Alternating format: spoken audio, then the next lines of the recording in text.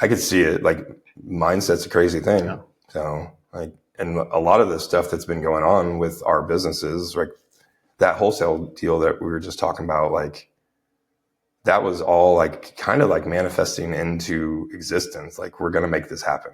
And we kept saying it to each other. It's going to happen. Then it happened. You're like, oh, what? Here we are.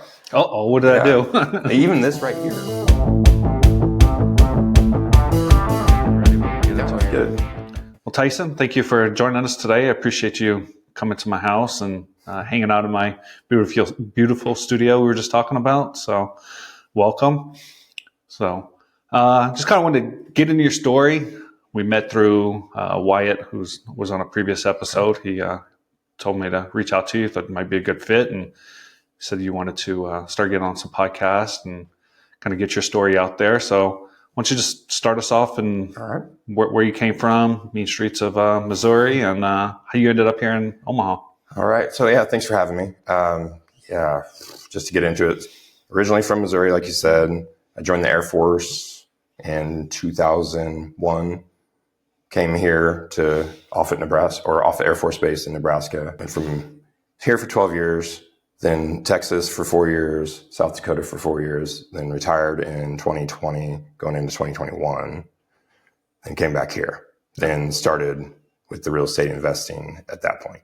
Yeah. So interesting enough, we were in the same squadron, but we didn't know each other. Yeah. And you say you got here in 2001, 2002? 2001. I actually got here like 2 weeks before September 11th. Okay. So you got here in 2001, and then I got here in 2006, and you left in, 12? 2012. Yeah. Yep. So we actually overlapped for 6 and you were years. just in a different squadron. Different, same squadron, different units. Yeah. Yeah. So, and very similar jobs also. Very similar jobs. Yeah. It's kind of interesting that the majority of my best friends throughout my career have been your job because we worked hand in hand so much together, So like you said, similar avionics type. Mm-hmm. I worked on the radios, you worked on the instruments and flight controls and stuff like that, but both got called nerds. So here we are.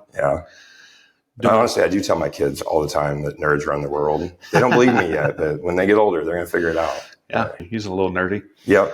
So anyhow, you here for 12 years, you did a couple special duties, one here, and then you went to Texas. That was a special duty as well. So I did a special duty in Texas. I was a tech school instructor, so I was a in-classroom instructor for the new kids coming through to do our job.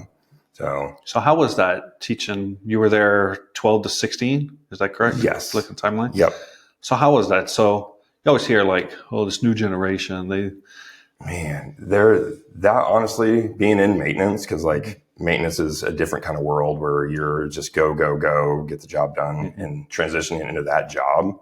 That was probably my favorite job in the Air Force. Really? Is being an instructor. Like, because you actually had a lot more freedom to do like the Air Force things, like go be involved with the booster club and this, that, and the other. And it was strange, and teaching's amazing. Like that's, hands down one of the best things. But it's terrifying, like going into it, because you got to go through courses where you have to do speeches, and so that wasn't for me. Did you actually taught guidance or whatever? Instruments and flight controls is what it ended up being called later. So you actually, that's what you taught? Or yes. I know we have a general avionics or electronics.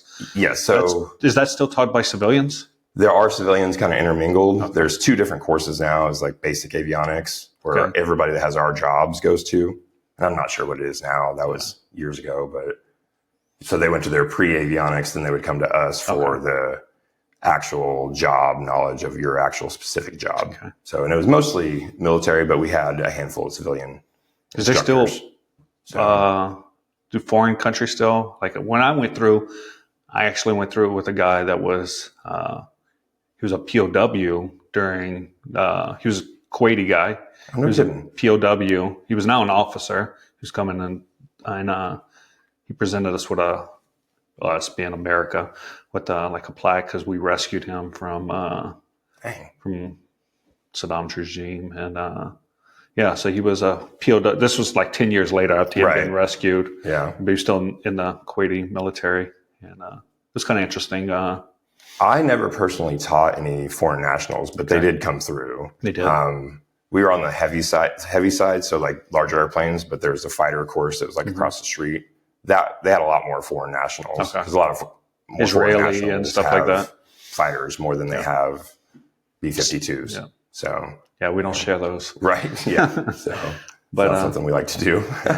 So tech school instructor, and then you went to Ellsworth in South Dakota. Ellsworth, South Dakota, working on the B-1 there, and barely worked on it. I was there got there as an E6, and more or less went into like middle management immediately. So I barely got to learn the aircraft, but that was a fun job, I guess, like being that kind of management and then going into the section chief office and stuff like that. Gotcha. Which I guess we could elaborate more on that kind of stuff. Yeah. So that's basically managing the troops. Yeah. Like make sure their training's done, make sure they get to their appointments, right. Personnel issues, stuff like that.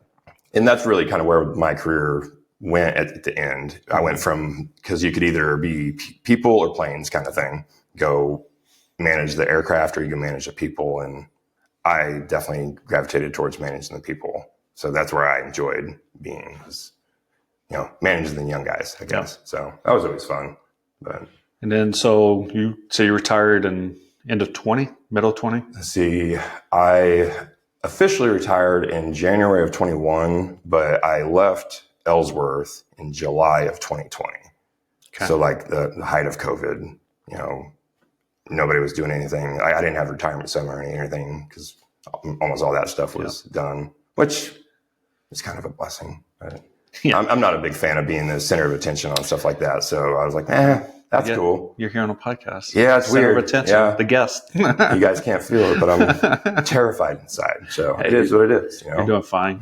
So you retired July 2020, and is that when you moved back here?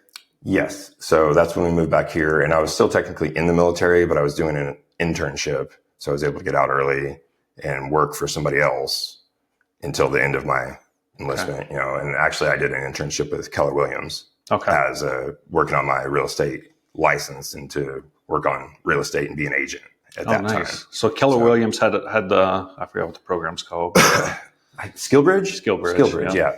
So I was it was early on, like the Air Force was kind of new to doing that program. Yeah. So it was kind of Wild Westy at that point in time. So I was able to get an agent here that was willing to take me on as an intern. Nice. So, and that relationship actually has continued. We still work with her today as our agent with our other business. So was that your foray into real estate? Yeah. How you got started? So that's how I got started with real estate. And I kind of knew that was going to be getting my toes in and seeing what was up. I didn't ever really think that's what I wanted to do, but I knew that was going to get me in the world. Okay. And that was kind of my end. Plus it got me an internship where I could still get paid in the military and go do this thing. Yeah. So, the way the internship works is it's basically free training for you and free work for, in this case, Keller Williams lady. And the military, it's for all branches, and they still pay you until to the end of your service. It was a fantastic deal. Yeah, it is. It works out great. A lot of people transition, like they didn't do IT in the military, but they want to do IT when they get out. So you get a 6-month internship. Company, it's they either offer you a job or they don't. There's no contractual obligations, and if it works out, it works out. So it's a great program. It is. I wish for sure. Yeah.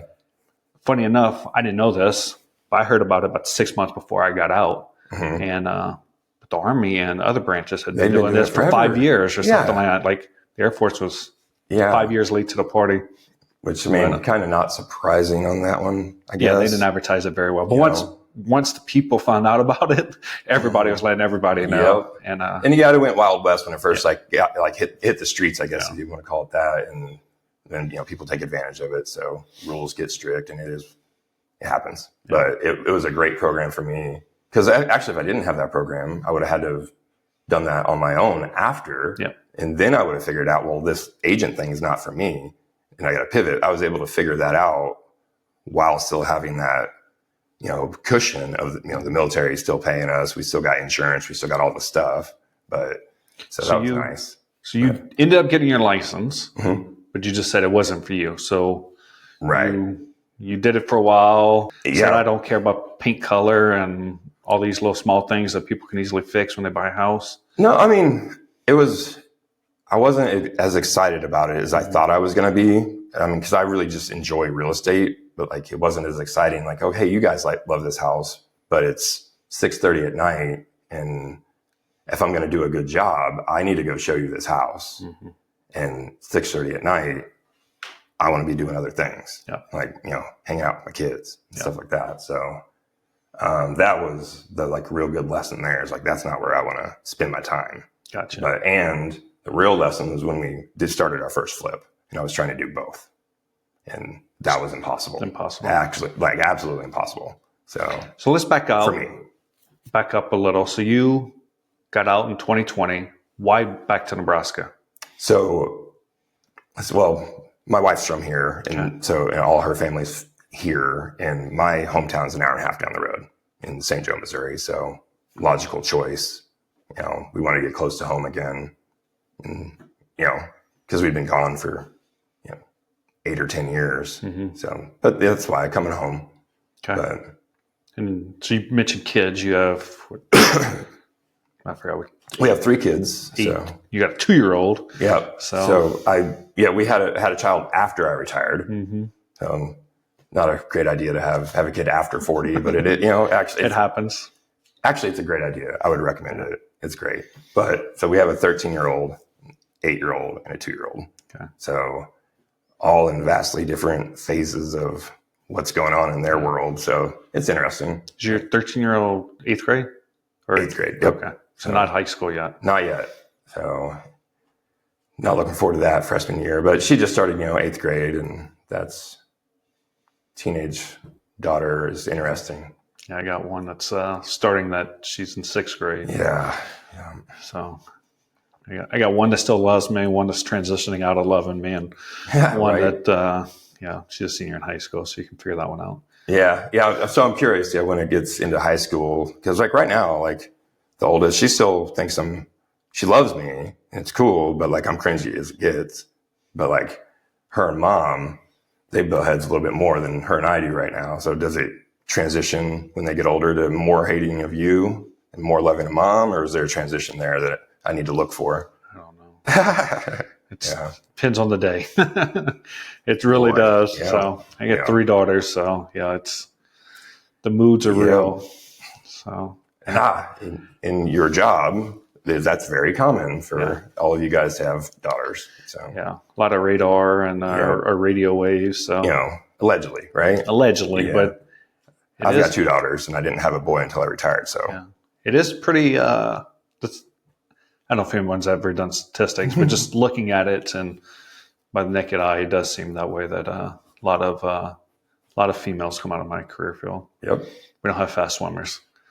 Yes. Yeah. I mean, you look at like just your group of friends. I bet it's pretty common. It's crazy. But. So, okay. So you get out the military, you get your real estate license. Did you hang your license at Keller Williams? Yes. So Keller Williams, Greater Omaha at first, then a different Keller Williams later on. They was just 2 different brokerages. Just ended up switching. And I bet a lot of agents do that a lot. Like a lot of ooh shiny. Like, well, this brokerage gives this, and that one gives this. So there's a lot of that in that industry, I guess. And a lot of it's like being an agent, you have to sell yourself. Yep. And because you're a 1099. You're not. You don't actually work there. You just hang your license under someone. Yeah. So that they can technically sell the property for you. Yeah, and you're facilitating the transaction. Yeah. But like your main responsibility as an agent is to sell that you can do that if you want to have any kind of success at it. So you got to be out there telling people all the time, what you do and all that. And I'm not good at the look at me stuff. So that didn't mesh at the time either. Gotcha. So you say you got your first flip. Mm-hmm. So you started doing the investment route. Yeah.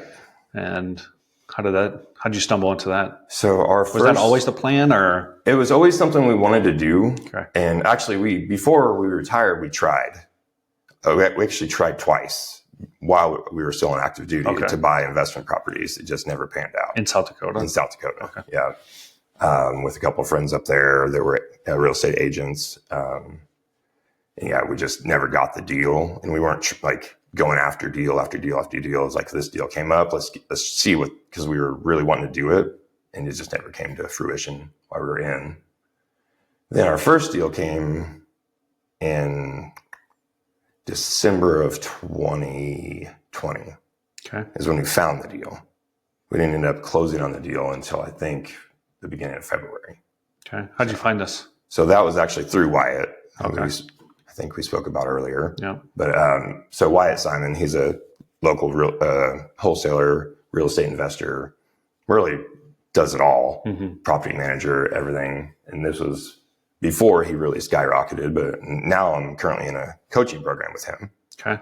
So Wyatt was like one of the first steps towards like getting a deal, because that was our first deal we bought from him, or bought at all ever. And that was wildly eye-opening to see what a wholesale property looks like firsthand. So let's back up a lot. How'd you find Wyatt?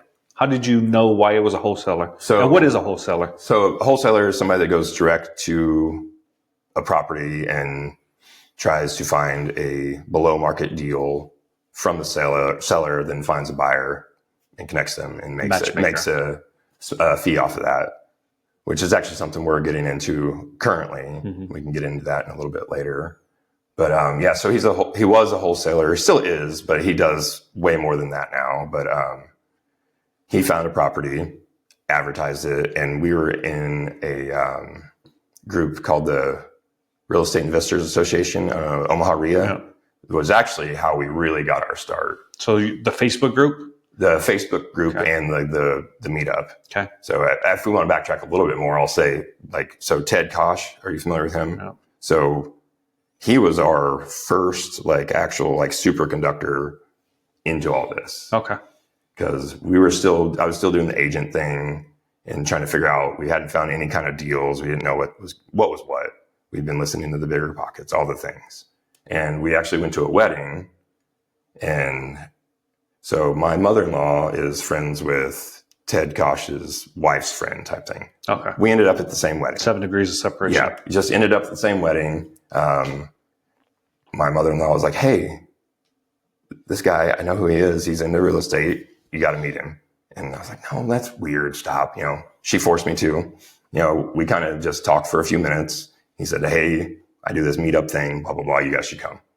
We went, and that's kind of like where we met a lot of people. So recommendations, anybody out there getting started, find your local meetups and just get involved. Yeah, I preach that one. If you want to be an active real estate investor, absolutely, you have to get in the community. You have to be.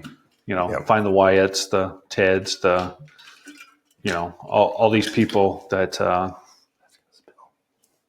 absolutely, yeah, be able to string things together. That's how you said Bigger Pockets. So I went on Bigger Pockets, and I don't even know how I stumbled across Colin Schwartz's name. Okay, I didn't realize. Was he on Bigger Pockets at some point? He was, yeah. No kidding. He was on an episode. I don't remember which one, but I don't even know if his episode was how I came across his name. But I knew nobody, and for some reason I knew this guy was an investor in Omaha. Maybe I saw his podcast or something like that. And so I just messaged him on Bigger Pockets, and I was like, hey, I'm looking to get into this. What do you recommend? He said, go on Facebook, look up these two groups.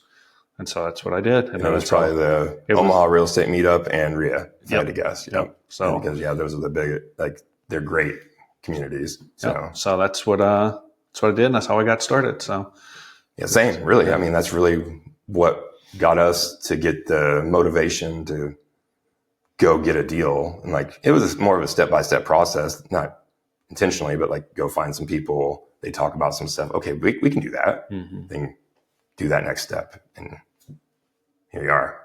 So yeah, it's the biggest thing is I've noticed is just take that one. There's actually a Bigger Pockets episode, and they talk about this guy's like, I didn't know what I was doing. He's like, A lot of us don't. he's like, but first time I ever sold a car, like a used car, he's like, I didn't know what I needed to do. Mm-hmm. He's like, first step, I won't wash the car. You're like, okay, I washed the outside of the car. Got that done. What can I do next? He's like, oh, let me clean out the interior. Yep. So it's just small steps like that. Like you might not know how to do the end product, but it's each incremental step. Can I do this? And I think it's Brandon Turner talks about life is a series of 5-minute tasks. Well, Like- that's Like you 100%, could pretty much break anything down into a 5-minute task. Just handle the next 5 minutes. Yeah. And handle the next 5 minutes, and just keep it going. And yeah, that makes so much sense because you just got to get through that and like just don't stop. Like because when you quit, that's when you're done. You know, we could get like super motivational, I suppose, on that, but like just keep digging for the next answer, I guess.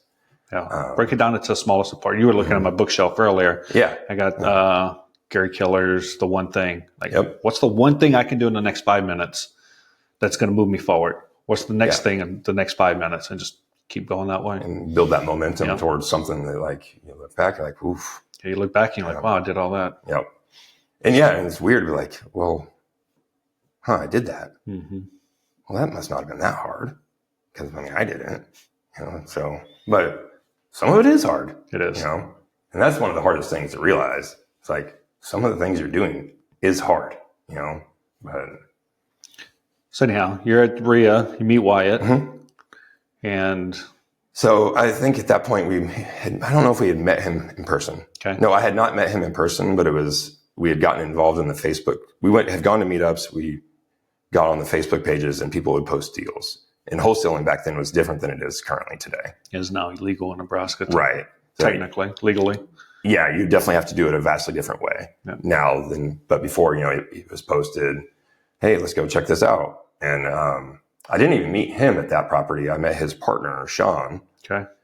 And it was random house, December, Nebraska, go there and there's people living in the house, like cooking dinner. I was like, what is going on? Like, is this normal? Like, but I guess, like, and they were about to sell this house. I was like, this is, I never stepped foot in a off-market house. So this is your first off-market house. Yeah. Like, and just like, it gets a little like shell shocking. You're like, okay. But like, we were so excited to try to we were getting a deal. Like, and we were at that point, like where we'd missed out on a handful and like, we're getting something. So like we ended up getting that deal from Wyatt. And honestly, I think it was the way we wrote the deal is why we got it. Cause everything was super competitive in 2020 and 21, like trying to get, to be the buyer of something. Cause I don't know if you remember, like retail people were like writing letters and stuff like that. But, so it was hard, but we wrote into the contract, like, because I think it was early December, but we wrote into the contract, like, hey, we don't want to close until after Christmas, this, or whatever. And like, this is the price. And I think because we didn't have enough necessarily to give a great offer. So like we were trying to pull at straws. We're like, hey, we want to make sure that they stay in the house until at least after Christmas because they were going to have to vacate. And it's like, ugh, because it was like, December 20th is when they could have closed. Okay. I was like, well, we're not a fan of that. So let's push it back. And I think that's why, and maybe I'll have to ask him, but maybe that's why he chose our offer because we chose to be nice to these people.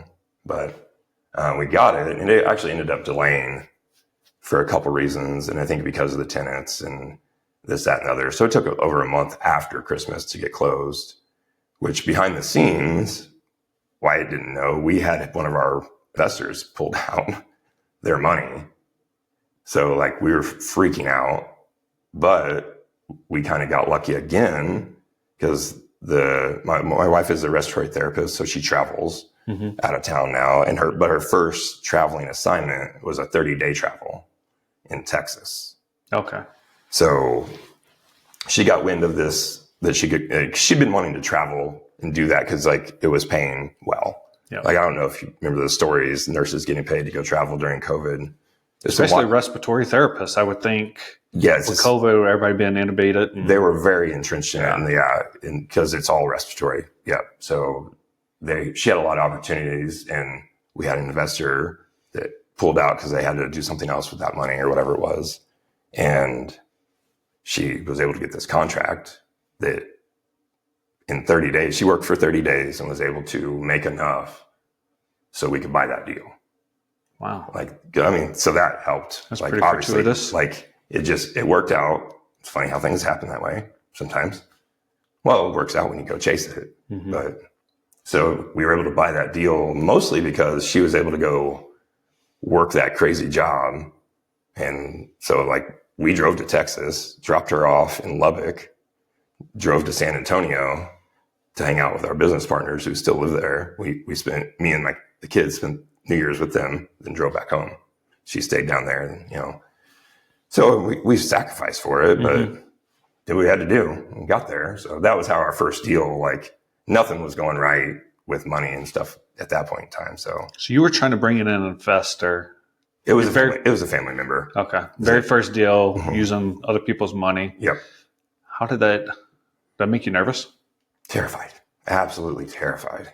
Yeah. Cause like it's real money, Mm-hmm. like borrowing $500 from somebody is one thing, but 10,000, that's real money. Is that what? It was 10,000 from one person, and I think 15. Don't quote me on those numbers, but so a couple family members had a little bit saved up, and yeah. So your first deal, you're bringing on $25,000 of other people's money. Familial debt. Yeah. At that, so like people you got to have Thanksgiving dinner with, and like Christmas presents for. Yeah, and at the time, like we don't know what we're doing, so like we're like, yeah, it'll take X amount of time. It'll try, but like making promises that like we thought were good, but weren't, because timelines, as a lot of people probably know, are never right, especially the first one. So of course it goes longer. So people are like, well, hey, what's going on with this? Are we? Nobody got like super crazy about it, but it's stressful. Yeah. Because you got to worry about getting that money back to them. And when we were building a house, our personal residence, we were building here. So we were living in Bellevue, building a house in Gretna. So like building a house, like every 5 minutes, there's a check going out the door for a couple grand. You're like, but so we had a lot going on in that first couple years. So we decided to have a kid to make it better. I'm sure. So tell us about the first house. What was it? So it was the location. Do you want the? Whatever. Northern Omaha. Not a great street, if we'll say. We weren't familiar with how bad some neighborhoods could get, because it's Omaha. Yeah. How bad could it get? And that's my philosophy on it. It's like at the end of the day, it's Omaha. Right, some places you probably don't want to be at night. Yeah. But and we were on the day, cusp. I'd never. Yeah, we were on the cusp of that. Yeah. And that part like was interesting. Like it's fun to kind of learn those neighborhoods. Mm-hmm. But it went well enough. But like, we get in and it's completely disgusting. There's stuff everywhere. Like, this is 2-bedroom, 3-bedroom, 4. You remember? See, it was walk in 1 2-bed, and it had an unfinished loft upstairs, which was actually full of insulation and stuff. But there was a stairway in the closet that went upstairs. So real strange. Then an unfinished basement, little kitchen in the back, living room in the front. So 2-bed, 1 bath. Yep. Long way about that. Early 1900s. Yeah, like 1925 build. Pretty standard house for a lot of these neighborhoods, to be honest. When you start describing it, that's like, it's a standard house, like front porch. You look up, it's got the roof that does this with a window. And there's a lot of those. But so we added square footage to that. Extension or just using what's already there? We finished out the attic. Okay. And we cleaned the basement. So we ended up painting everything down there. But that one we actually way over renovated for the market of that neighborhood. Okay. And so how did you do the renovation? So we had a couple employees at the time that we found, a handyman type that kind of could do everything, and a like assistant type there were employees all the time in me. I did the other portions of all the work, and we hired out a couple things, but like ended up hiring out Thrasher Foundation, which they are expensive. Mm-hmm. So they're great, but we were very novice, and like we may have not have had to do as extensive as things, but we didn't know. So we're like, no, let's make sure this house is solid, which end of the day, that's what you want anyway, because we were going to sell it. It wasn't going to be a hold. So yeah, we put a ton of money into the foundation and the basement foundation. Then like any other rehab, you start digging into things, and everything is a can of worms. And there was mice everywhere in the house just to start with. So get that out and, whatever. But we started digging into the kitchen, like just to redo the flooring. And like there's subfloor, then there's subfloor and subfloor and subfloor. And so solid? No, only on the backside. So they had built up the back end of the house almost 6 inches with the floor. Because the settling? Because the foundation had settled so much. And, being new, like I didn't look at that. Like I didn't think about that portion because it was an exterior foundation with a crawl space. It was exterior of the basement, so you couldn't really see it. And I wouldn't have seen it anyway. I was too new and too excited. So there's that. Like if you're going to walk a property, there's some advice. Slow down. Yeah. Don't be so excited. Maybe move that pile of clothes in the basement. Maybe you'll see the crack in the foundation. Maybe not buy that. Or you do and you're fine. But don't be so excited because like that got in the way. Whenever I was walking the property, I was like, we're buying a property. So, but there was a lot of things wrong with it that we didn't foresee. So one being we had to rebuild that entire wall.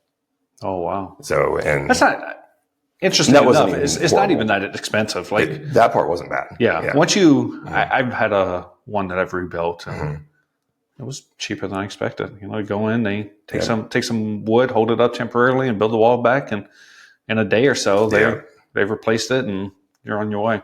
Yeah. And I'm glad I didn't try to undergo that myself because I'm unfortunately the type of like, well, I'll just try, because my labor is free right now, because I was starting out, it's like, we can't afford whatever. So anything that we couldn't afford, I was trying to do.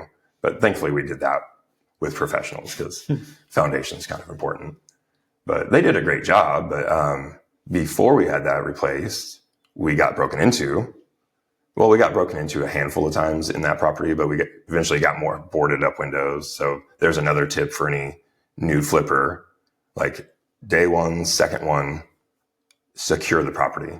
Every single crack you can find.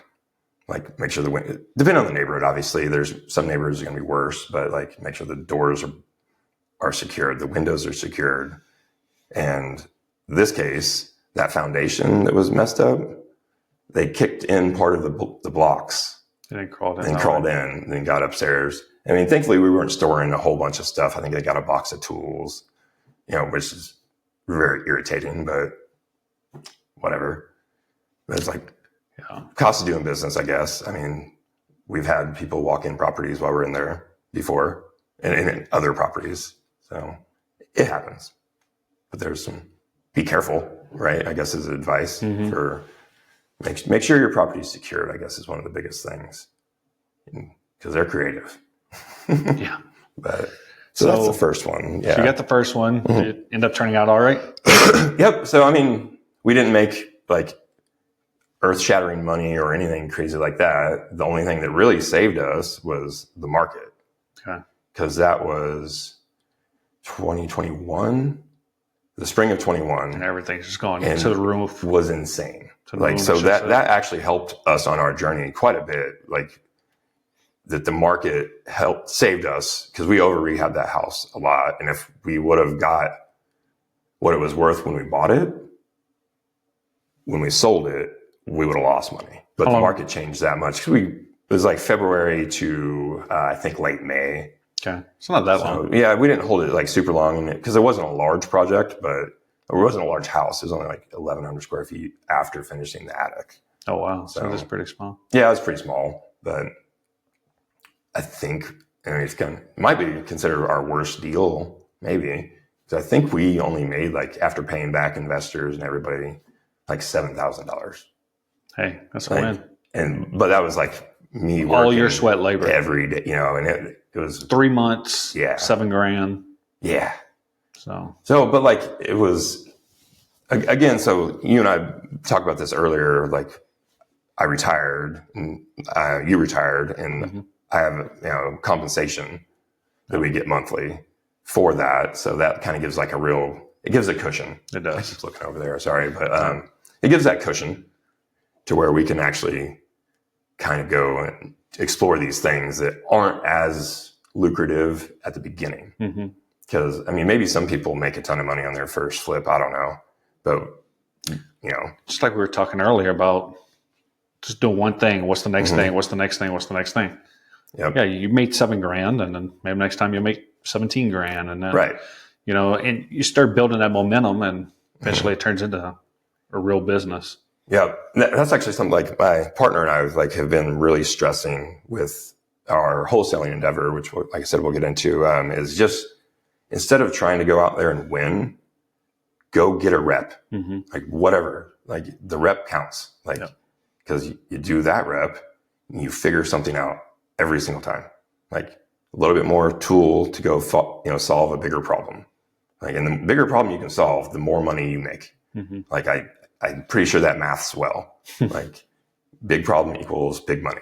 Yeah. So, and that, going back to wholesaling, that's what wholesalers do. You talked about this house, and the shape it was in. Yes, someone was living there, but it wasn't in good shape. Not at all. No, it wasn't something that that did well for the community. Like it wasn't helping out the community, other than the fact that someone was able to sleep there at night.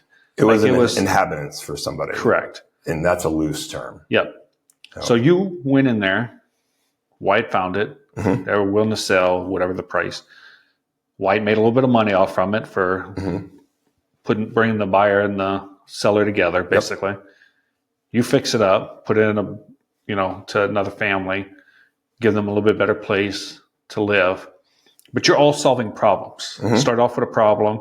White had a problem. I got a house, and he finds a buyer. He finds a buyer. He's paid for that. You flip it. You solving a problem for someone who's looking for a nice home to live and raise their family in the neighborhood. So it's all about solving problems. Yep. And in this case with this house, we were intending on selling to a owner occupied.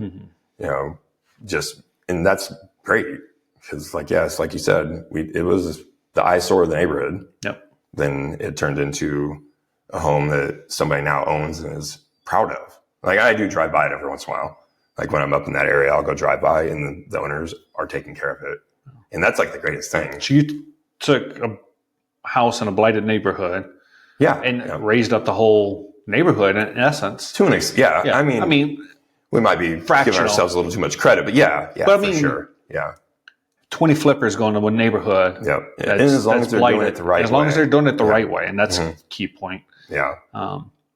Eventually, everybody wins. Yeah. And that's like the goal. Like, right? Like, everybody gets a little bit, neighborhoods get to be better. I know investors in general get kind of a bad rep, but like wholesalers really get a bad rep. And sometimes rightfully so. And both of those things are sometimes rightfully, because like there's people out there that are just trying to be greedy. And like, if you're screwing people over, like, you're going to get a bad rep. Yeah. But there are and that's why we're trying to be very intentional with the way we wholesale. So we're like real new to that. That's our other endeavor, right? But so before we get into that, I guess. Before we get into wholesaling, this is 2001. How many deals have you done since then? So total since then, we have flipped. I think so. The one we have under contract currently will be number 11. Okay, so it's about 5 a year. Yeah, math, 4 a year, something like that. Yeah, so we're not going like cruising by, stacking up crazy numbers by any means, but we're getting there. Okay. And like, we finally, like, this just last month or whatever was like, hey, we hit 10. Like, we got to double digits. Like, that's a thing, like, we've held on long enough. like maybe this is a thing. So, you know, funny story, you're talking about double digits. So we're recording this podcast, did some research before doing that. Most people quit by the time they get to 10 episodes. So my whole thing is I'm not even going to release one episode until I have 10. There you go. Until I've already know that I've surpassed the minimum criteria. Like I don't want to fail before 10. So I'd rather fail at 0 than 10. Yeah. So. And it's weird when you think about that because like you don't realize like the failure rate of some things. And I mean, maybe we were just like too dumb to realize like, but you know, pushing forward, that's kind of like how we've been going. That's my, like, maybe I am too dumb. Maybe I'm an idiot. Hey, I'll take it though, right? Like, hey, like I'll be the outlier, if you will. Yeah. And that's like, so retirement, and you might get this a little bit too, but like is like a weird midlife crisis ish. It's a forced midlife crisis. Like, yeah. Cause like you're going, it's a whole lot of learning yourself. So I'm like trying to unmask my weirdness and stuff. So everybody gets to see it live and that's fun. But like, I mean, you know, be weird, say the weird thing. Yeah. So let's jump into wholesaling. Like you're flipping, you got close on number 11. Yeah. So I guess in the time frame of things, we've only held on to 3 total properties. Okay. And they're all midterm? And one was a long-term that was an hour north of here. That was out in the country. It was for my mom to live. We're actually closing on that property to sell today. Hopefully that's done. I'm hoping I look at my phone after this and there's... You already signed all the documents? Yeah, it's all signed and done for. Hopefully there's an email saying that there's a wire coming our way. Yeah. So that would be exciting. Congrats. Yeah, thank you. But that was a property for my mom and it just didn't go as well as we had hoped. Like she had a horse pass away up there. So she wanted something that was easier to You said maintain. It was an acreage or long. Yeah, it was on 4 acres. Yeah. You know, it had chicken coop, barn, all that stuff, which is fun, which is great because we had plenty of, cage-free eggs that we knew where they came from. So that was nice. But so we had that as a rental for a little while, getting rid of that. But we have 2 midterm rentals in Midtown, so near UNMC. Nice. It's 2 houses next door to each other. On one lot or 2 different lots? 2 different parcels completely that we just happened to buy them. And those we bought off of the MLS. That wasn't even a wholesale deal.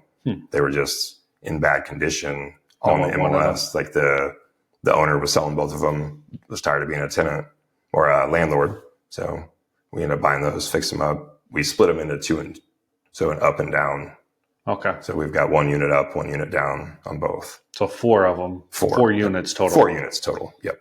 I assume that area, 4 units, doing pretty well. Yeah. So it's 10 minutes from UNMC. So the, target audience that we're looking for is going to be traveling nurses or any traveling professional, really. They're occupied now. One of them is actually a traveling roofer. So didn't think that was going to be a thing, but yeah, there's a bunch of roofers in town because of all the weather. So there's a lot more professions out there that are travel. We have a lot of electricians too, because of Google, Facebook, all that stuff. Yep. They're putting a lot of, Omaha's got good IT, there's fiber optics, so they're putting a lot of that stuff in there. So so there's a lot of those people in town for that. So you got 11 flips, or 11 deals, I guess we'll call it. Yeah. And so now are you transitioning strictly to wholesaling, or what's the kind of story there? Not really transitioning. We are branching out, I guess. So are you doing this for yourself? So this is myself and my business partner, Justin. Well, I guess what I'm asking is, are you looking for deals just for yourself, or are you going to wholesale some and keep some, or what's kind of the... It would be a wholesale to other buyers. We're in contact with an agent to do that the legal way, which is actually the agent that I did my internship with. So she's going to be our agent for that wholesaling realm. She's like digging in the weeds on it, make sure we're all legal. So I'm not trying to get fined. So that's an interesting point. So you were getting out of the Air Force. You did this internship, decided, I like real estate. I don't like being a real estate agent. You built a relationship over that 6 months. Obviously, y'all got along. Yep, she's fantastic. Yep.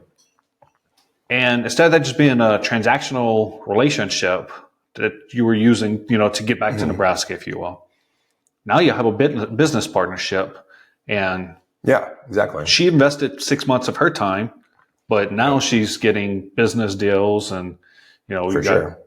11 things that you, or whatever the math comes out to, Yeah. that she's been buyer, seller, agent on. So we haven't been using her solely this whole time. Okay. Now that we're doing the wholesaling, She's going to be she'll be the okay. agent on that. Prior to that, we had actually been using one of our friends that was an agent also. He retired from the Air Force. He was actually coming out too. So you probably know him. But he moved, so he couldn't be our agent anymore. Okay. So we were looking for a new one. It's like, well, this is a person we should go back to. Yeah. And because we'd always enjoyed like her company in general. And she is, I don't know if you're allowed to say a bulldog about a female, but like when it comes to like work and getting things done, she's a bulldog. And like, that's the type of like agent you want on your team for sure. Absolutely. And that wasn't me. Like I wasn't going to go after, like my personality didn't fit well, but like, it's great to have that partner in our ring or our side. So, and that's a newer relationship that we're getting going with the wholesaling, because that's new to us. So we're only like 4 months in to even having that LLC open. Okay. But that's our focus right now. You said ours, and you kind of mentioned a partner. Yeah. You want to kind of dive into that? The company that does the flipping, it's myself and my wife and our friends, Justin and Shelly, that live in Texas. So it's us 4 on that one company. So he's still in the military. He's got 10 months left. Then he'll be up here, and we can, both be doing this full time. And but he's going to move back to Omaha. Yep. So that's the plan here in 10 months. Nobody's counting, but soon is great. But he was a TI, so a drill instructor when we started all this. So he wasn't able to be hardly involved in it all, because those guys work crazy hours. But he isn't doing that now. Now he went back to his old job, so he's got a lot more free time, and he's been crushing it, getting involved. So that's been like super refreshing for me. So it's great. I know his job. I don't know if you could call that a job. Right. Yeah. Yeah. Take a dig at a guy. Anybody that knows, sorry, supply, but they also say you can't fly without supply. So there you go. But yeah. And that's how we met. It's like we worked together in the military. So he was actually stationed here. Okay. At the same time, him and I never knew each other here. Same mutual friends, same circles. Years later, we both leave. He went somewhere. We both end up at Ellsworth, deployed to Guam together. Like, man, I know you from somewhere. And like, we started talking. Yeah, I know this guy, that guy. Like, wow, that's crazy. But it's been great since then, Yeah. So, except he's a Denver fan, and I'm a Kansas City fan, so it's whatever. But. Well, I think you got the one up on him right now. So. And it's his fault. Because 2017, when we were in Guam, he was talking about the Chiefs in Denver and talking all sorts of trash. And Denver hadn't beat him until like last year since then. So it's crazy. But anyway. Yeah. Football season starts tomorrow. Yeah, so that's exciting. Some leisurely Sunday activities, but we'll see. So about the wholesaling, sorry.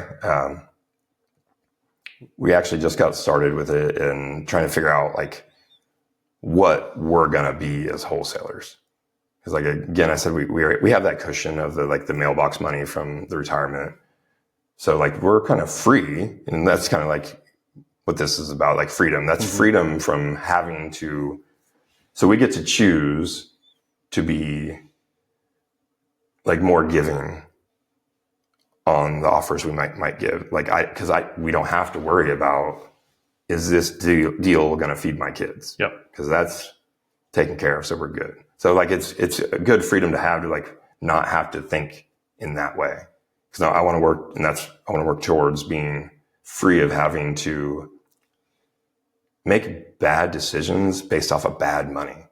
Because that's the worst. You're like, well, we don't have the money for that. So we buy a less good version, and it ends up being wasted because it didn't work like you wanted. So like, that sucks.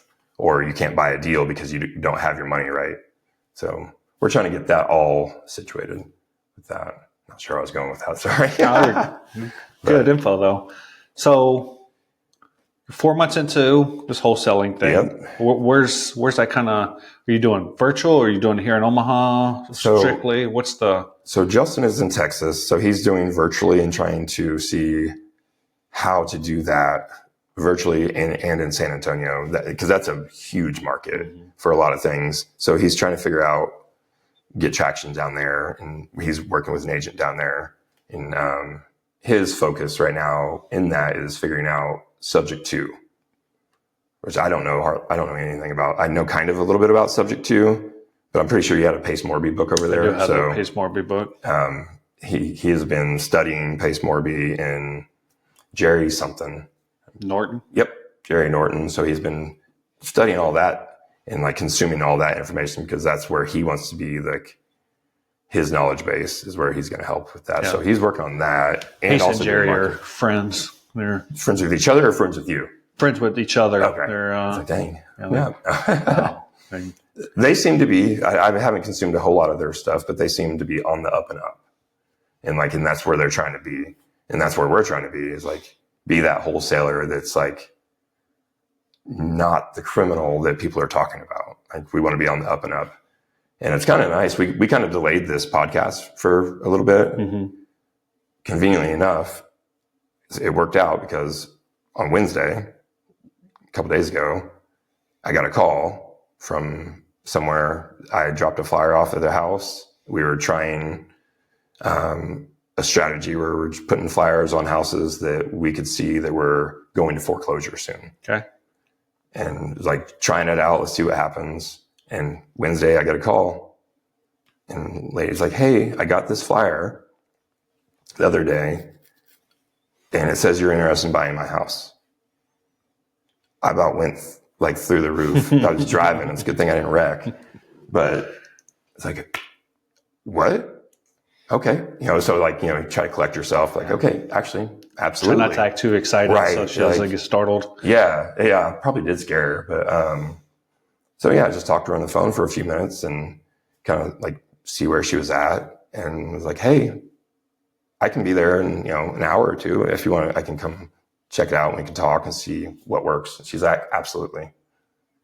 And I was like, really? This is crazy. No way. Go up there, and she's pretty nice, excited to see me. We talk through things. I, take pictures. I look at the house, look at the condition. It's actually like even more promising than I expected.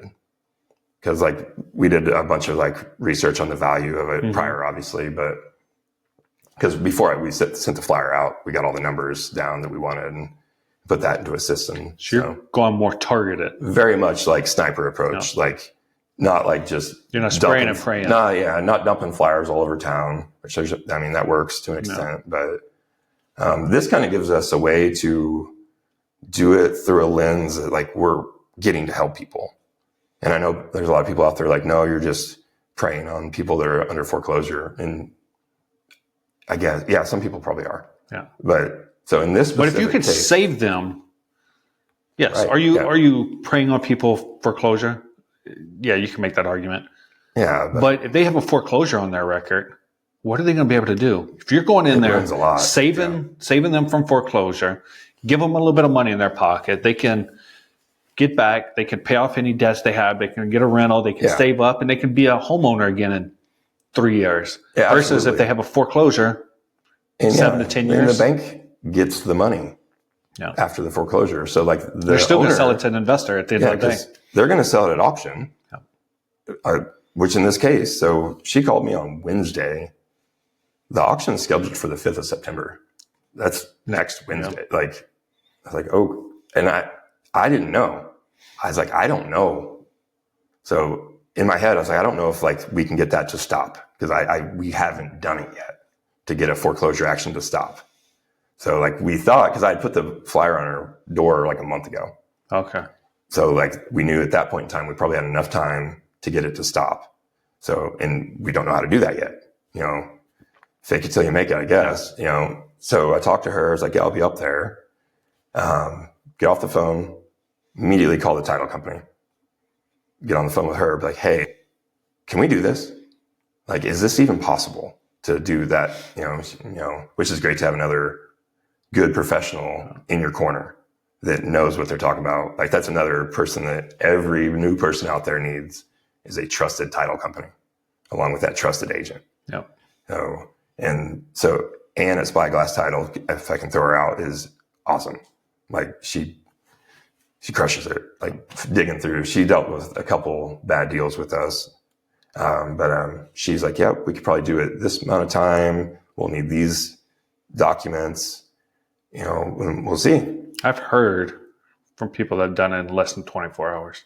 So I'm currently, again, waiting on an email. Yeah. So as of last night, the last word I had from her is that she was in contact. So it goes to the law office, then the bank, back to the law office, back to title. So, it's that train. And so they were waiting to hear back from the bank. The bank would accept our proof of funds and our offer to put, I think it's called a stay of foreclosure. Yeah. So I'm waiting to hear back from that. And so we'll see. But with the whole transaction and how it's going, so I went in and talked to her. We got a deal worked out, and the negotiation is always interesting, to say the least. Like, you walk in and the house is always in, maybe it's great shape, but I don't know. I've never been into one that was in wow, this is immaculate. Because they're close to losing it, literally losing their house. And we're talking, she doesn't have water on. Yeah, okay. So because she can't afford it.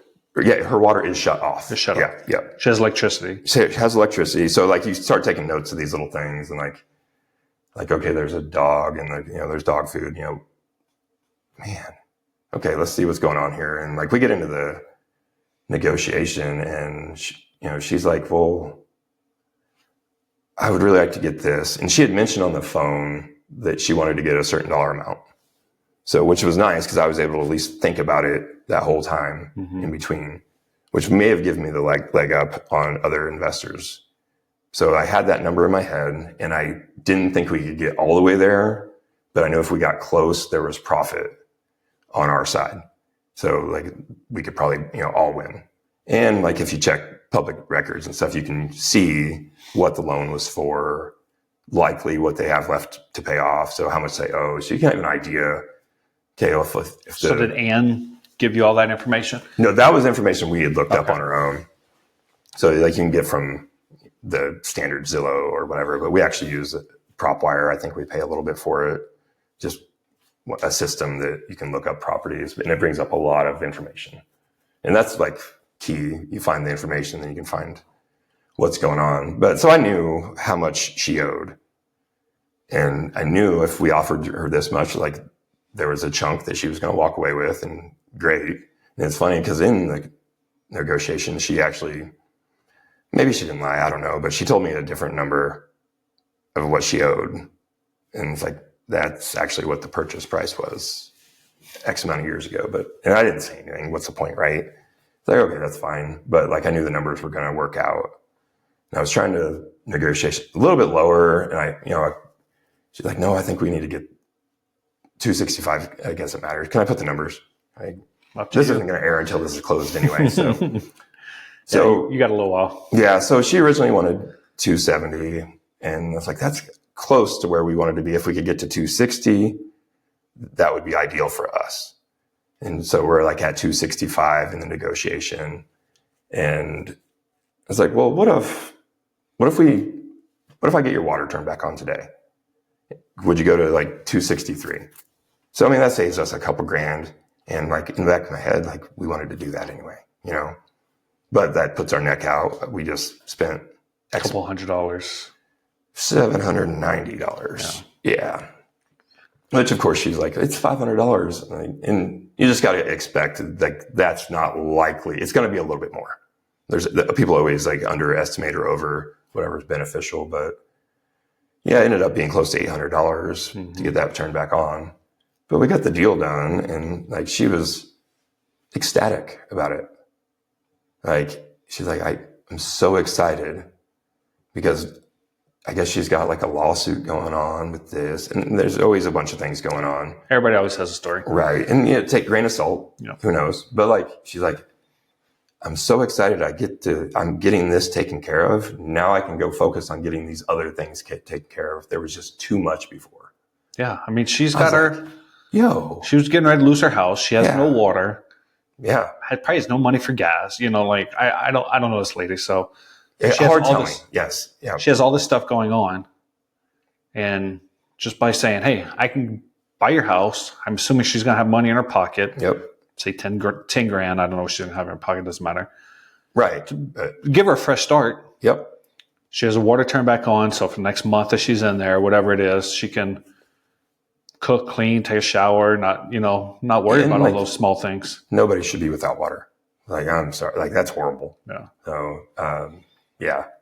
So, yeah, that felt good. It's like, we can afford to do that. That's nice. I mean, it's sticking our neck out. Like, she could completely back out of the contract and we're out $800.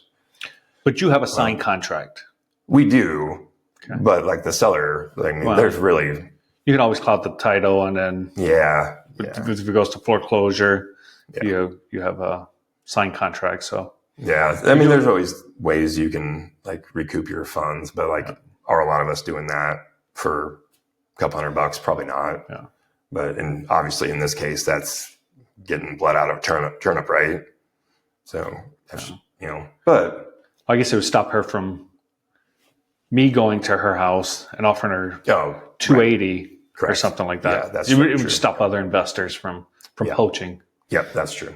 So that's nice. And we've learned a bunch already just from this transaction. Like, okay, so it is possible to get the stay of foreclosure. So and now we know that the bank is going to want proof of funds and a contract. That's what they required to get that done. Okay, so now we can look, preemptively whenever we start getting these things like, okay, we're going to need those things to make sure we can send that ASAP to get this action stopped. Because that's the number one step, is getting that action stopped. So, and I still don't know for sure, but hopefully there's good news in the email when we're done here. But the seller called me this morning. Hey, have you heard anything? Because she's freaking out and she doesn't know if her house is being foreclosed on Wednesday or not. It's Friday right now. Yeah. So I can only imagine how terrifying that is. Because she will have to leave on Wednesday. So it's great that we are able to keep that from happening because she is not in physically great shape. Older lady? Older lady, probably mid to late 60s, if I had to guess. Probably living on a fixed budget. Probably, yeah. Not super mobile, So, and she did mention her kids a handful of times, so it does sound like at least she has children that are going to help her get situated in this next chapter after we get this done. So, but it's great to actually hey, we went out there and tried to help somebody, and we did. Well, if we get the transaction done.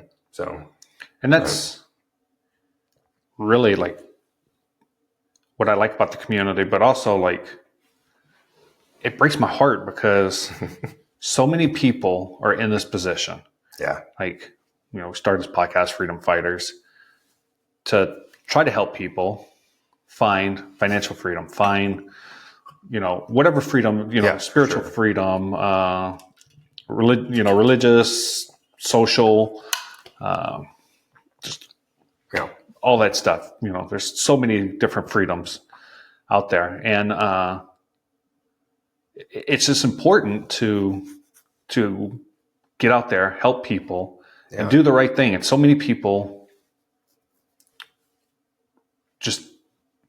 I'm selfish too. I think everybody's selfish by nature, but we just look at ourselves, and if just doing one thing for one person can change their lives, you have given this lady a piece of freedom. You have helped her focus on the next thing to move on. Yeah.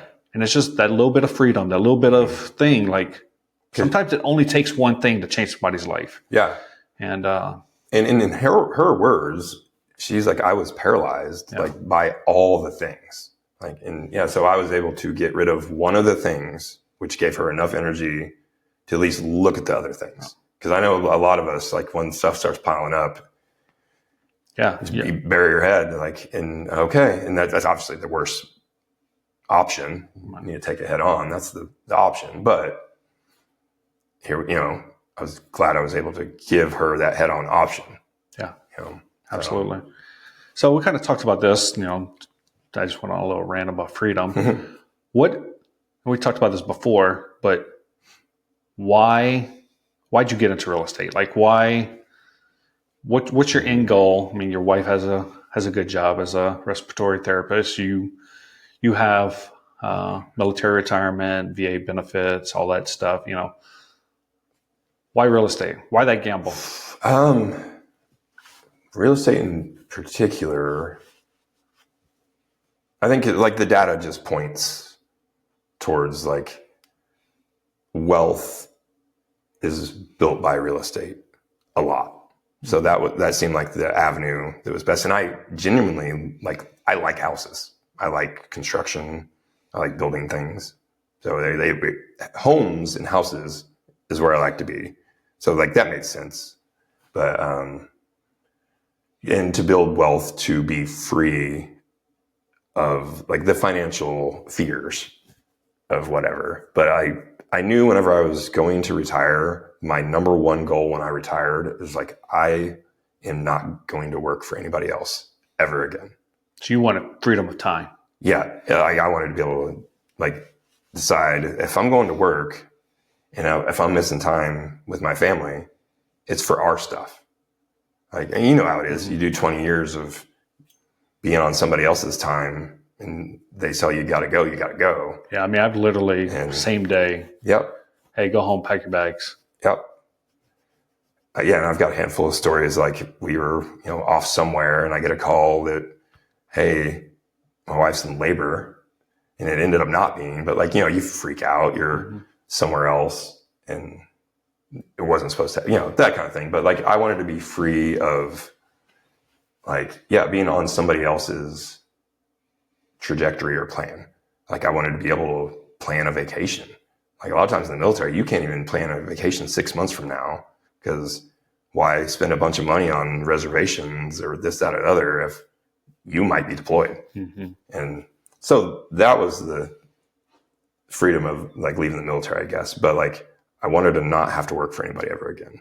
If we were going to kill ourselves and work our asses off, it was going to be for us and our legacy, like our kids, So that's where really the why is, like building a foundation for our kids that they can go off and do the thing. So, but spiel there, I guess. But. Yeah. So you're basically trying to build financial legacy for your kids to. Yeah. And like give them like the lessons and the knowledge, not necessarily like, here's a chunk of money, kids, go, blow it, but like more financial literacy. Yeah. Like I didn't come up with any of that. Like, no. I mean, nothing. It was like, I made dumb decision after dumb decision. And lots of, even 15 years into the military, I was still making bad financial decisions, buying things because they were fun. I think I made one today, probably. Yeah. I still spend frivolously more than I should, for sure. But like, there was definitely like times in the military, like if you re-enlisted and got a bonus here or there, like, or go TUI somewhere where you got paid a bunch of money per diem, I didn't make it home with most of that money. I had a really good time, but I didn't plan for the future at all, like well enough. Like a lot of my peers were doing. Maybe they weren't, maybe they were, I don't know. But we're getting there now. So. Yeah, it's interesting because you would think in the military, you don't get paid that much. Right. You have all these resources, all these government resources. There's financial counseling on base. Yep. You get to your first base, you have mandatory financial counseling. You move out the dorms, you have a mandatory, like at least I did. Yep. I had to fill out a can you afford to move out worksheet. Oh yeah. But really, they don't teach you crap. There's no. They have the what's a TSP. There's no one telling you about that. No one helping you. Yeah. I say people talk about it and like. But it's you and I talking about it. Yeah. It's not like coming from a place of knowledge. It's just two idiots talking about something that they don't know anything about. Yeah, or a presentation on a stage Yeah. that people put together that don't use it themselves. Yeah. So it's like, I didn't start putting anything. Well, when I was in, I think they're doing matching now, but I wasn't a TSP match. Yeah, so I was way late to the game. I fell out of that year group, whatever. So now there is a match. So that is better for them. And I think there's a 1% mandatory that they have to put in. It seems better now. I think they have gotten it better, but it was like, you would think, hey, let's build your financial literacy. You would, But a lot of it's just like being like tunnel vision and dumb. Like, well, nothing bad will ever happen. Like, because banking on like, well, I'm going to retire, so I'll have a pension. What if something prevented that? And it's just. Well, the biggest thing is like what I think about for myself. Are we good today? Yes, I got military retirement. I got money coming in, mailbox money, like you said. Mm-hmm. But that's only as long as I'm breathing oxygen. Right. I could get struck by lightning tonight. Yeah. I could drive and get hit by an 18-wheeler. My family, I mean, I do have life insurance, but outside of that, and I have the survivor benefit, which I don't know if you elected. I elected out of it. Yeah, I elected to do it, so like at least there's that. But yeah, that weighs heavy. Yeah. So it's not. Yeah. For me, it's my family. Mm-hmm. Like, I know I'm taken care of as long as I breathe oxygen. Yeah. So, which is weird that now being retired, I'm actually worth more alive than dead, because whenever we had our like 400K life insurance, we're like, well, 400K, I'm actually probably worth more dead than alive. That's upsetting.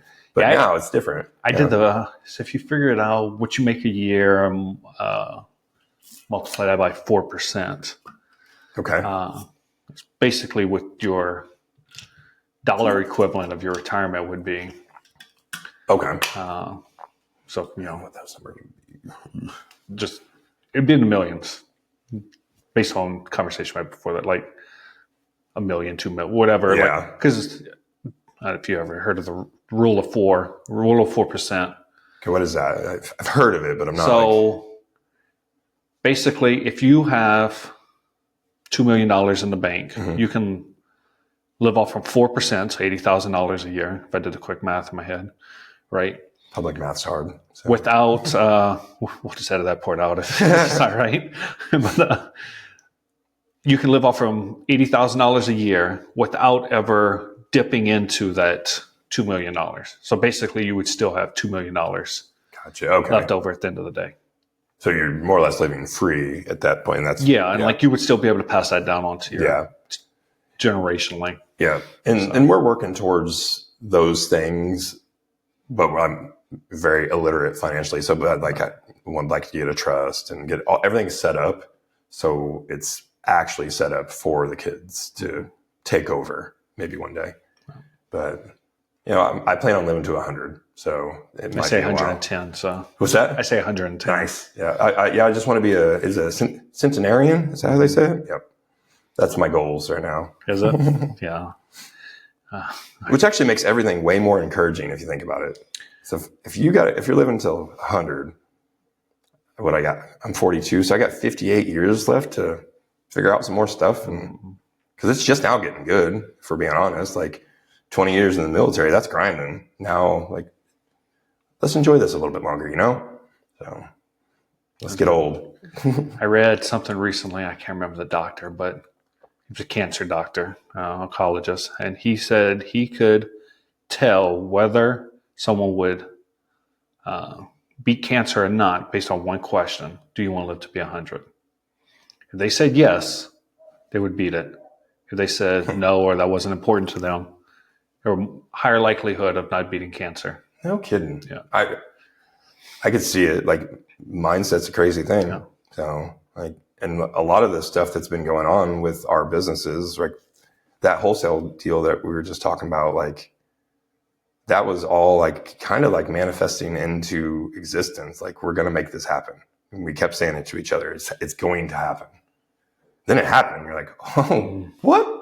Here we are. What did I do? Even this right here is like kind of an example of how putting things out into the universe. Because you said something to Wyatt. Made it happen. Yeah. And then Wyatt said something to me. Yep. And that's how that, because we didn't know each other. Exactly. Wyatt's the one, it's not a text, connected us. Yeah. And so once again, networking, putting stuff on the universe. Yeah, just say it out loud. Maybe it'll happen, And like say some crazy things. Yeah. And BHAG. Some crazy. I forgot what book that's from. Oh, Big Hairy Audacious Goal. Is that one? Yeah. Yeah, just do. They say if your goals don't scare you, they're too small. Yeah. That makes sense for sure.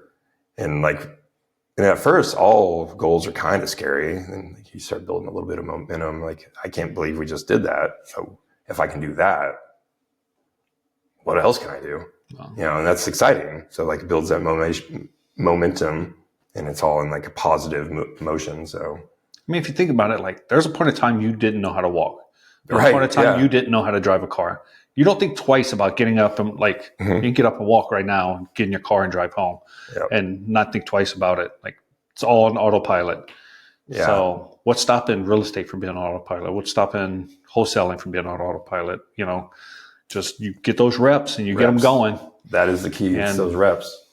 And you don't have to do it right. You don't have to do it right half the time. Just do a rep, learn how to do it a little bit better the next time, and actually try to do it better the next time. Mm-hmm. Instead of I tried, but it didn't work. So try again, see if you can tweak something, and see what happens, and just keep banging your head against the wall, So what's the ultimate goal? You said kind of trying to build a legacy for your kids, financial literacy for yourself. So the ultimate goal is to, find out, you generally just not have to worry about money, but our partners and us want to eventually have a compound type thing where we have our homes on an acreage with a building that our business owns to run our businesses out of. So that's the end goal, to have that family complex that their kids can play with our kids, kind of thing. Mm-hmm. So that's, I guess, the next physical goal. But I mean, lifetime goal is make sure that the kids have a better shot than we did. And that's very obscure, to be honest. Try to give them, if you had this much trauma, try to give them this much, and you've won. Never heard that, but it makes sense. Yeah, at least the 1% less. Yeah, the trickle down generationally. If you come from not a great place, do it a little bit better, and they can be better, and try not to damage them the way that you're damaged. My youngest, she was asking me about the military. I think it was on Wednesday. Anyhow, she's like, I'm going to join the military. It's I didn't want to tell her this. I was like, please don't. Please don't. Yeah. Daddy did 20 years, so you don't have to do a day. You're right. Yeah. And so, you've done it, you've learned, and but you also have taken the opportunities that the military gave you, because there's a ton. There's a ton of people that and waste them. That's what she sees now. Yeah. She was asking me, well, you get a check every month, a retirement check from them. She's like, I want that. I'm like, I'll do 20 years. I'm like, are you 10? Yeah. I don't think you realize what 20 years is. That's 2 of your lifetimes. Yeah. And it's hard to realize how long that is, especially for a kid. They don't get it. But the opportunities now, the freedom that we earned then, we're getting to reap the rewards now. And at least that's one deal that was made, that a promise was kept. For now. Right. Well, yeah, we'll keep it there. Yeah. So that's one good thing, and it helps. And depending on disability rating and whatnot, one of the big things we wanted was to be able to provide college for our kids. Mm-hmm. But now that is taken care of too.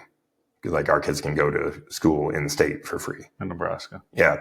So that's one thing to get out of the way. So now it's okay, well, what should we do to set them up even better? So now it's real estate and trying to teach them. My oldest is 13, and we've had her help a little bit, putting, entering data for the homes that we're looking at on foreclosures. You pay her? Not yet, but we're going to, because you can. Yeah, I think up to like 11 grand or 13 grand. I'm not sure what the number is. There's a cap on it, but yeah. But yeah, we definitely want to do that. And we're finally getting into the place where the businesses are functioning more as businesses. And that's where we want to get, is like we're business owners as opposed to a contractor and an owner operated. So that's one of the things scenario. I preach on the most about real estate. People get into real estate. I did it for the passive income. Like, passive for sure. You know, like I still have a W-2. So like for me, like, I get a little bit more money, then I can do this full time or whatever. But it's a business. If you don't treat it like a business, it's going to treat you like you're, Oh yeah, it'll kick you around. Yeah, it'll spit you up to you. And we've been physically dealing with that for a couple of years because we have been allowing it to kick us around, and that hurts and like it's painful. Yeah. So we're trying to get things actually or set in stone into systems. I'm terrible with systems, which is real surprising. Like, well, I guess all the systems we had were handed to us in the military. So here, work within this system. Yeah, now it's like, go make your own systems. Like, Yeah, I think in the military is full of systems. Everything's a system. Absolutely.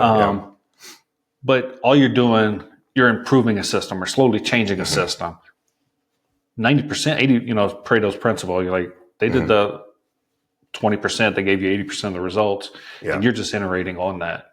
Yeah, for sure. From there. But when you're starting like from scratch, and you don't have to, you can use a system that somebody else advertises or this, but like when you don't know, like, well, which one is right? And you try a bunch of different ones, it gets confusing, but we're finally getting there where it's not as confusing. And like, I think we actually had a milestone just this last month with the rentals. We're finally in the black for the months. So we didn't have anything break, didn't have to go install an AC unit, because it got too hot or. Yeah. I think my rentals are definitely in the red this year. Last year, I had some.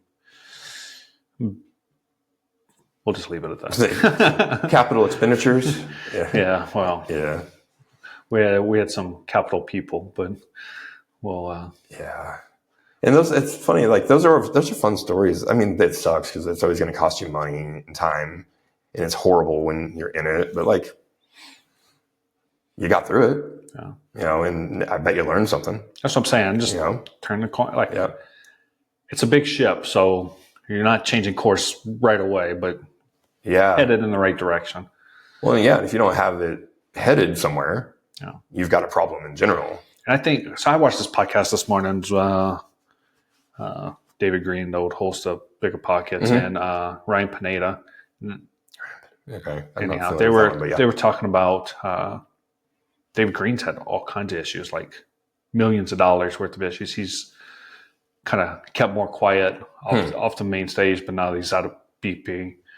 He's talking about a little bit more and like big issues. Like I bet they were huge. So it's like someone like stole 40 buildings of his, like transferred the deed out of his name at the courthourse. It's wild what people. They ended up getting caught and going to jail, for X, Y, and Z. But huge pain. He ended up getting it back. But the time he got them back, they were basically crackdowns. And he probably had to re-gut them all. That was just one issue. Like he went through a whole litany of things. And there's always going to be those one-off issues where like you hear a horror story. I suppose as long as your horror story isn't like your first like 3 to 5 deals. Maybe that's how people survive and get past those, is not have a horror story until a little bit later when they can afford mentally or financially to take it on. Yeah, I wish I would have started off in hindsight. People talk like, I got 10 units, I got 100 units, I got 5,000 units. And people see that and they think that's where they have to go. And I was probably a victim of that myself. Boy. And now market's changed. Rents have slowed down. Things aren't appreciating as fast. And you can't live like that. Like it's hurtful to try to scale right now in this market. And people are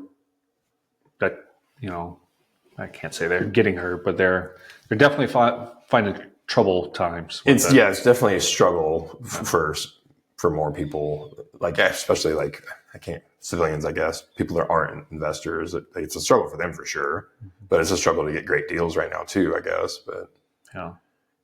So speaking of getting deals, all this, we started talking about Wyatt, and you mentioned you started his coaching program. yep. So actually, I've taken two with him, Two different. Yeah, because he has two. He has one that's like an initial Okay. coaching, like Is that like a investing 101? it's more of a beginner's course, and then you go through. I can't remember what Millionaire Accelerator, I think. Okay. He calls it. But there's that one that's more of a one-on-one, and he goes through actual like systems and what's a deal. Is this a good deal? How do you find deals? And so he's like teaching real estate investing. Then the current one we're in is more of a mastermind and accountability. Like there's teaching and there's Is that with him or with him? Yeah, Okay. him, and I think there's 8 or so other guys in there. So, and that's my partner and I both are in both those courses. So that's been helpful to get both of us on track a little bit more. But So my question is, I'll put this as Wyatt, but why Wyatt's program? Why not somebody else's program? How'd you settle on that? Like, what was kind of your litmus test for choosing a program? in this case, we knew Wyatt. Like we had bought, like I said earlier, our first deal from Wyatt, but I think we bought 3, maybe 4 deals from him throughout our first couple deals. So we knew him well, and we saw where he was. Then we saw where he had gotten, and it made sense. So like, okay, he has gone from where we first met him as a wholesaler. I don't even think he had left his W-2 job yet. When you first met him? When we first met him, I think he was still working at Thrasher. Okay. I'm not positive, but so that's where he was in his transition. Then we saw where he exploded and like his hard work, where it got him. So I was like, well, let's go listen to this guy. From there, you started property management, did a couple syndications. Yeah, and he's done some huge deals, and actually that was something we learned through the first course with him. That, well, not learned, but I guess kind of realized that like my partner and I are not Wyatt and Sean. Like we're different trajectories. Like Wyatt and his partner are in their 20s; they don't have kids. Different priorities. Okay. And like availability of time. Neither one have kids. Yeah, like you said, stuff like that. Wyatt is married, but Sean's not. Right. So they don't have any kids as far as, I know, but, so they different, this is different, and like different trajectory in general, like where they want to be. And we had to kind of like realize that like, okay, cause Wyatt wants to be the best of the best of the best, and will probably, cause he works his tail off with that stuff. So, but we had to kind of like think like, do we need to be that right now? Because it was a lot of stress trying to like, put like, big lofty goals. Well, we need 10 transactions this year. And like, we're not getting anywhere near that. Like, and then I start stressing out and stuff like that. And like, well, why are we doing that? Like, we don't need to be that right now. Like Wyatt's a great person, great guy. I would love to be in his shoes, but like, we're not him. I want to prioritize going home and having dinner with my family. And like, so I'm not going to be able to go to a networking event as easily as he could, because my family is the priority right now. And my wife works out of town. So like, priority or not, there's no choice. So it's just different. And we kind of restructured like how fast we wanted to get there. You and your partner had this conversation together. Yeah, we've had these actual conversations. Like, hey, let's just slow it down. Let's do this, and try to, so I'm not freaking out, And he'll be back here in 10 months. So right now we're kind of like, let's just keep the wheels on until you get back. Then we'll reevaluate our goals and see, because we'll have 2 people that are like want to go full bore into it. So like, let's moderate or have more modest goals right now until we're at full steam. Throttle back a little so you can throttle. Yeah, and like take a breath, because like I don't need to be at home freaking out, like stressed out and yelling at my kids because they didn't pick up their socks. Because you play on top of real estate, you play the stay-at-home dad role if you will, because your kids go to school during the day. But and they just went back to school. Summertime is a chaos. But you drop them off at school at 8 o'clock, pick them up at 3 o'clock type thing. Yeah. For the most part. Yeah, most days. I mean, so whenever my wife's home, she picks them up and stuff. But like you said, she works out of town 3 days a week. Right. And so she's spending the night in the hotel, right? So yeah. Well, not a hotel. She's got an Airbnb out. Yeah. But I'm like pretty primary on a lot of those things. And so it's a lot to juggle. So getting serious about that being the priority and being happy at home and like giving our kids the life that we want to give them, the decision was made, like, we got to throttle back this other stuff. If we're going to be serious and say our kids are important, we need to do the action. That's where I'm at right now. And my wife would tell me I'm probably failing at that. As we always do. And if you're not failing at that, I don't know if you're trying hard enough. And if you're not beating yourself up, I mean, what else we got to do with our day? So awesome. Is there anything else you want to kind of dig into, or anything else?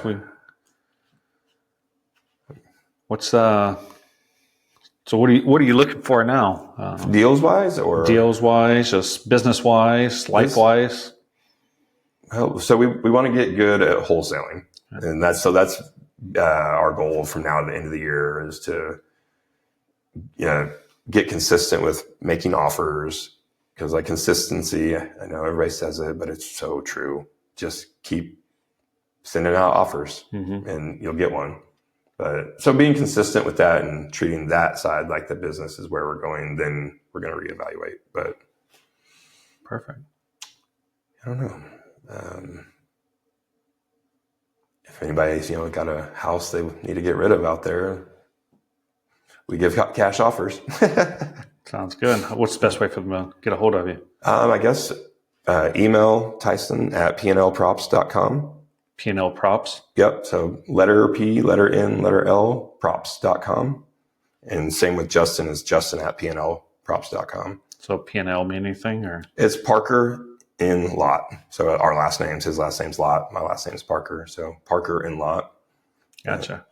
It's an N, not an and. So that throws people off. But, when you first said that, I thought you said and, so yeah. Yeah. So I always want to make sure in. But, and our other company is Locker Holdings. That's where we're doing the wholesaling through. But at this point, we don't have websites set up and stuff. We're getting there. But cool. Yeah. Well, it's been a pleasure. All right. I appreciate it. Thank you, sir. All right. Thank you. Thank you.